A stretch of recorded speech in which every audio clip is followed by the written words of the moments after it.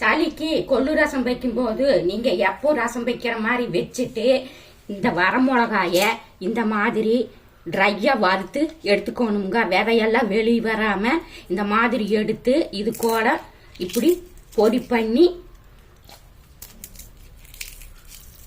தாளிச்சு எடுத்து சாப்பிட்டு பாருங்க.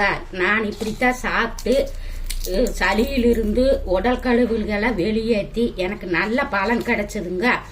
நீங்களும் உங்களுக்கு பிடிச்சிருந்தா உங்க சுய விருப்பத்தின் பேரில் இந்த மாதிரி பயன்படுத்தி பலன் பெறுங்க. இந்த மாதிரி நிறைய health tips, cooking tips Pounamma நான் உங்களுக்கு அடுத்தடுத்து சொல்லித்தர போறேன். அதற்கு நீங்க இதுவரைக்கும் பவுன் ஃபுட்ஸை சப்ஸ்கிரைப் பண்ணாதவங்க சப்ஸ்கிரைப் பண்ணுங்க. கூடவே வர்ற பெல் சிம்பிளை கிளிக் பண்ணுங்க, ஃபாலோ பண்ணுங்க, லைக் பண்ணுங்க, 4 பேர்த்தோட ஷேர் பண்ணுங்க. எல்லோரும் இயற்கையோடு இணைவோம், இன்பமாய் வாழ்வோம். நான் உங்கள் பவுனம்மா. நன்றி, வணக்கம்.